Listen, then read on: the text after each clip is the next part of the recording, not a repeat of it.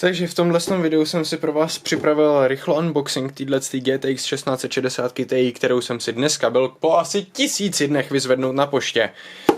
A už jsem si dovolil tu kartu z té krabičky vyndat, což znamená, že všechno důležitý je tady. Co se balení týče, je to poměrně strohý, přivítá vás tady ta děkovná kartička, která vám opravdu doslova děkuje za to, že jste si vybrali ten produkt.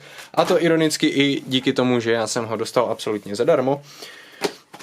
Potom tady máte tuto absolutně roztomilou knížečku, ve které se nachází absolutně skvělý komiks.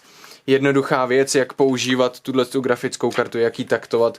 Je to sice v angličtině, ale je to absolutně krásný, absolutně rozkošný a neuvěřitelně roztomilý.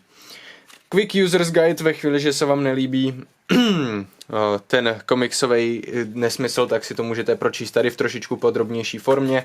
Dál tam dostanete CDčko s ovladačema a 2 absolutně bezkonkurenční podtácky na pití ke kompu, což je věc, která mě poměrně překvapuje, alespoň u nových produktů. Protože tohle už jsem našel u druhé karty, ta první tuším byla, nevím, co to bylo za produkt. V každém případě tady už se nachází samotná MSIka, kterou jsem si nechal ještě absolutně zabalenou.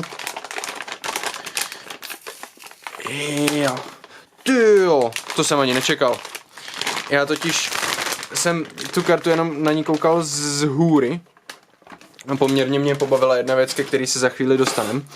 Nečekal jsem, že bude mít backplate, Je to plastový backplate, ale furt je to backplate, takže jedno velký plus, a to i přesto, že je to jedna z těch levnějších karet.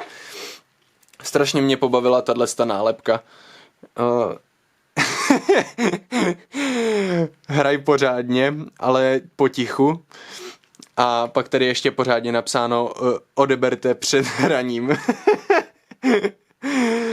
Takže pro ten super sexy feel vám to takhle tady odeberu.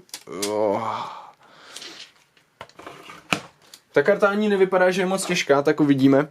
Na recenzi se můžete těšit určitě do ne dnešní neděle, ale do neděle tohoto týdne, abych vám ji jenom ukázal.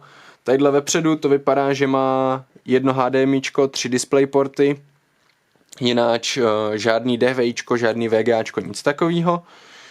A jo, říkám to dobře, jsou to 3 DisplayPorty, jedno HDMIčko. Tady nahoře je jeden 8-pin a to je de facto všechno, co je tady vlastně důležitý. 2 větráky, doufám, že nebudou moc hlučný, minimálně podle té samolepky, která nám říkala, že by neměly být. No, a to je všechno. Na zbytek se můžete těšit ve videu. Zatím, páčko.